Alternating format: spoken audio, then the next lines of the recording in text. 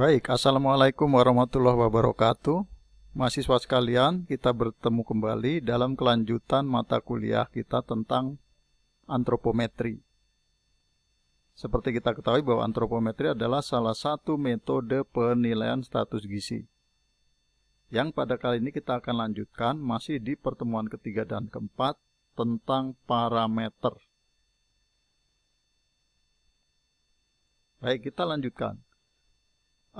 Pada pembelajaran sebelumnya bahwa ukuran atau parameter antropometri yang akan kita pelajari ada 9 ini. Ya, berat badan, tinggi badan, panjang badan, lingkar perut, lingkar pinggul, lingkar lengan atas, tinggi lutut, tinggi duduk, dan panjang depa. Kesembilan parameter antropometri ini harus Anda kuasai dengan benar sehingga nanti Anda pada saatnya mampu melakukan penilaian status gizi dengan metode antropometri. Baik, mari kita lanjutkan bahas satu persatu parameter antropometri ini. Yang pertama adalah berat badan. Anda pasti sudah familiar dengan ini. Bahkan mungkin Anda sering melakukannya.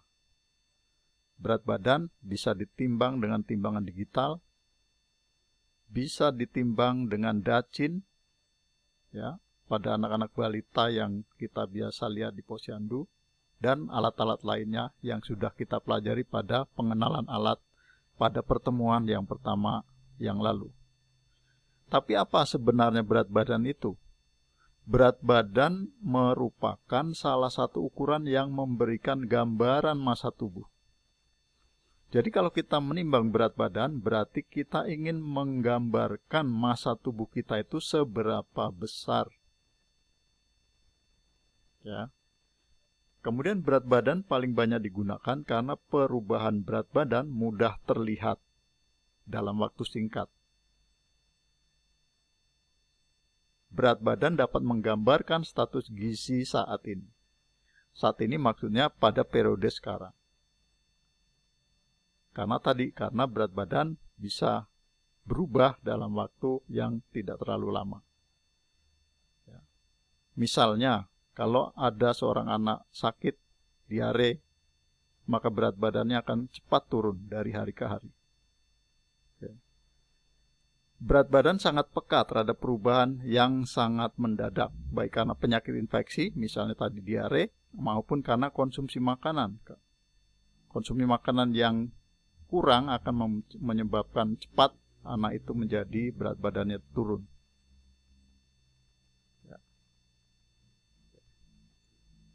Kemudian yang kedua adalah parameter tinggi badan. Anda juga mungkin sudah sering melakukannya. Tinggi badan adalah seperti ini. Ini ada seorang anak sedang diukur tinggi badannya. Jadi ukurannya dari telapak kaki sampai ujung kepala. Itu adalah ukuran tinggi badan. Istilah tinggi badan digunakan untuk anak lebih dari 24 bulan yang diukur dengan cara berdiri. Nah, kalau anak ini diukur dengan cara berdiri, anak ini tentu sudah berumur lebih dari 24 bulan atau lebih dari 2 tahun, maka inilah disebut ukuran atau parameter tinggi badan. Ya.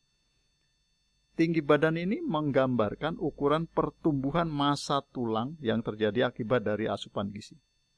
Jadi sebetulnya anak ini kalau tinggi badannya segini, itu adalah karena tulang belulangnya ini, terutama tulang-tulang panjang, mulai tulang tungkai, tulang paha, tulang belakang, tulang leher, dan seterusnya, rangka tengkoraknya, itu memanjang. Sehingga anak ini tumbuh ke linear.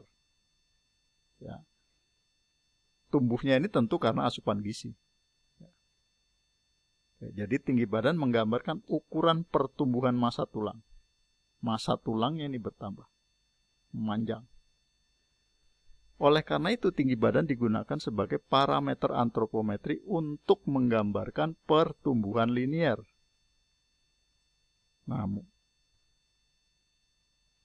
Jadi sampai di sini mungkin mahasiswa sekalian sudah mulai mengerti apa itu tinggi badan dengan yang pertama tadi berat badan. Sudah bisa menebak Kira-kira arahnya kemana? Ya, berat badan tadi menggambarkan masanya, menggambarkan berat atau masanya, sedangkan tinggi badan menggambarkan pertumbuhan linearnya, memanjangnya orang itu. Jadi parameter 2 ini tentu berbeda cara penggunaannya nanti dalam metode antropometri. Alat ukur yang digunakan adalah mikrotois. Mikrotois adalah seperti meteran yang dipasang kemudian bisa ditarik ke bawah. Sedangkan stadiometer adalah nama umum untuk pengukur tinggi badan, misalnya contoh yang dipakai anak ini, stadiometer. Variasinya berbeda, ada yang dari besi, ada yang dari kayu, dan lain-lain. Ya, itu tinggi badan. Kemudian yang ketiga adalah panjang badan. Panjang badan istilah yang digunakan untuk anak 0-24 bulan yang diukur dengan cara terlentang. Jadi kalau anak ini diukur dengan cara terlentang dan anak ini usianya 0-24 bulan, maka disebut hasil ukurnya adalah ukuran panjang badan. Meskipun yang diukur adalah dari telapak kaki sampai ujung kepala, sama-sama. Tetapi kalau dia diukur secara terlentang disebut panjang badan. Kalau diukur berdiri disebut tinggi badan. Nah, kenapa alat ukur atau mengukur panjang badan harus dilakukan untuk anak 0-24 bulan? Kalau ada anak 0-24 bulan diukur berdiri, 0-24 bulan misalnya anak yang umur 23 bulan, kan sudah bisa berdiri. Dia nggak mau diukur terlentang, maunya berdiri. Ya silahkan boleh. Maka hasil ukurnya dikoreksi dengan menambahkan 0,75. Ya, tuh. Kemudian bila anak sebaliknya, anak yang lebih dari 24 bulan tapi nggak mau diukur berdiri, maunya diukur telentang, maka hasil ukurnya dikoreksi dengan mengurangi 0,7 cm. Oke. Itu yang harus Anda perhatikan, Anda camkan perbedaan antara panjang badan dan tinggi badan yang barusan kita bahas. Alat ukur yang digunakan adalah infantometer atau alat ukur panjang badan. Ada yang dari kayu, ada yang dari plastik, ada yang dari fiber, dan lain-lain. Nanti Anda bisa lihat di laboratorium. Yang keempat adalah lingkar perut.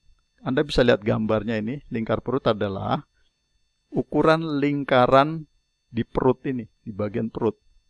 Ukuran lingkar perut adalah besaran panjang keliling badan seorang pada bagian perut yang sejajar dengan pusar. Misalnya pusarnya ini dilingkarkan ke situ. Hasilnya dalam ukuran satuan sentimeter. Berapa senti dia? Nanti Anda akan cari di referensinya berapa yang normalnya untuk laki-laki, berapa perempuan.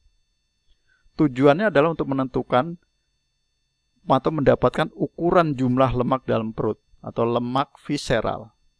Kalau kita mengukur ini sebetulnya kita ingin mengukur berapa banyak lemak yang ada di sini sehingga ukurannya menjadi di atas normal misalnya.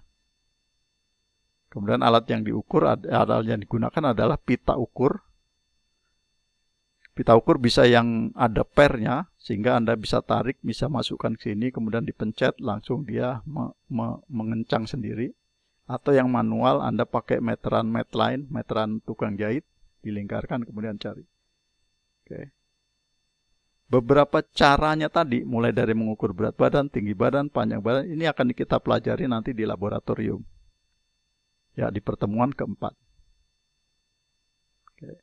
Kemudian yang selanjutnya adalah lingkar pinggul. Berbeda dengan lingkar perut. Kalau lingkar pinggul adalah bagian terluas dari bokong dengan pita sejajar dengan lantai. Jadi bagian terluas, bagian yang paling lebar itu diukur. Sini letaknya kira-kira. Ini kan bagian yang paling lebar. Kalau udah ke bawah sedikit udah mengecil. Jadi di sini letaknya. Ukuran pinggul menunjukkan ukuran panggul jumlah penyimpanan lemak tambahan yang dapat digunakan sebagai sumber energi. Jadi di sini ada juga memperhitungkan penyimpanan lemak. Atau dalam kaitannya dengan kesehatan reproduksi, biasanya lebar panggul atau lebar pinggul juga diukur oleh teman-teman dari kebidanan untuk menentukan lingkar pinggulnya. Tujuan mengukur lingkar pinggul adalah sebagai ukuran struktur pinggul, otot, dan jaringan adiposa yang mendasarinya. Alat yang digunakan sama. Bisa pita ukur atau medline. Oke. Ini parameter-parameter dulu yang harus Anda kuasai. Kemudian selanjutnya adalah lingkar lengan atas. Ini sering Anda saksikan. Artinya adalah merupakan gambar keadaan jaringan otot dan lapisan lemak bawah kulit. Artinya lingkaran di sini nih, di bagian atas, lingkar lengan bagian atas, pertengahannya, itu kalau diukur itu menggambarkan lapisan lemak yang ada di bawahnya. Lila mencerminkan tumbuh kembang jaringan lemak dan otot yang tidak terpengaruh oleh cairan tubuh. Di sini hampir jarang sedikit cairan tubuhnya, sehingga kalau kita mengukur di sini, ukuran lemak bawah kulitnya yang bukan ukuran cairannya. Ya. Ukuran lila digunakan untuk screening kekurangan energi kronis yang digunakan untuk mendeteksi ibu hamil dengan risiko melahirkan berat badan lahir rendah. Kenapa diukur sini? Karena kalau mau diukur lingkar perut, ibunya sedang hamil. Akan berpengaruh terhadap hasil ukur. Kenapa tidak berat badan? Iya, karena dia ada janinnya, jadi berat badannya bukan berat badan ibu sesungguhnya. Dan seterusnya. Karena itu biasanya untuk screening kita pakai ukuran yang tidak berubah, yaitu lingkar lengan. Alat ukurnya adalah pita lila, semacam pita yang khusus untuk mengukur, juga bisa dipakai ini. Ya. Kemudian selanjutnya adalah tinggi lutut. Nah, tinggi lutut ini ukuran dari dengkul, ujung dengkul sampai dengan telapak kaki. Itu tinggi lutut. Kenapa kita mengukur ini? Tinggi lutut itu sebetulnya adalah alat bantu untuk mengukur, memperkirakan tinggi badan seseorang. Misalnya pada orang-orang biasanya dilakukan untuk orang-orang yang lansia, yang sakit berlanjut sehingga dia tidak bisa berdiri. Kita tidak bisa mengharapkan dia diukur tinggi badannya. Karena itu kita bisa ukur panjang lututnya atau tinggi lututnya. Tinggi lutut erat kaitannya dengan tinggi badan seseorang dan dapat diterapkan pada penderita gangguan tulang belakang atau seseorang yang tidak dapat berdiri. Hasil ukurnya nanti dimasukkan atau dikonversikan ke dalam rumus. Nanti akan Anda pelajari itu. Kalau panjangnya atau tinggi lututnya sekian dimasukkan ke dalam rumus, maka perkiraan tinggi orang ini berapa bisa diketahui. Ya, oke, tinggi lutut. Kemudian yang selanjutnya adalah tinggi duduk. Tinggi duduk dapat digunakan untuk memperkirakan tinggi. Nah, ini juga ukurannya untuk dipakai memperkirakan tinggi. Kalau orang itu bisa berdiri, bisa diukur tinggi, ya nggak usah diukur tinggi duduk. Ini bagi orang-orang yang tidak bisa berdiri. Atau orang-orang yang menggunakan kursi roda dan lain-lain. Ya, pokoknya tidak bisa diukur, tidak bisa didapatkan tinggi badannya, maka diperkirakan. Bisa pakai tinggi lutut, bisa pakai tinggi duduk. Kalau tinggi duduk, orangnya duduk pada bangku yang sudah disiapkan. Bangkunya ini ada ukuran tingginya. Karena pengurangannya nanti di situ. Kemudian nanti akan diukur pakai mikrotois. Nah, diukur ini. Yang namanya tinggi duduk adalah selisih antara bagian atas kepala dan bangku ini. Hasil pengukurannya nanti dikonversi ke dalam rumus. Kalau udah ketemu ukuran dari kepala sampai bangkunya, maka kita bisa masukkan ke dalam rumus, kita bisa dapat ukuran perkiraan tinggi badannya.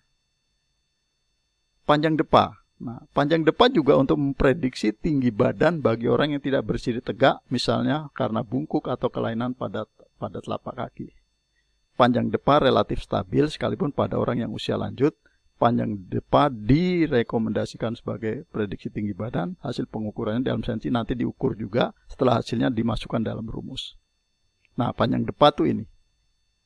Saya geser dulu. Nah, panjang depa itu dari ujung jari yang paling tengah sampai ujung jari.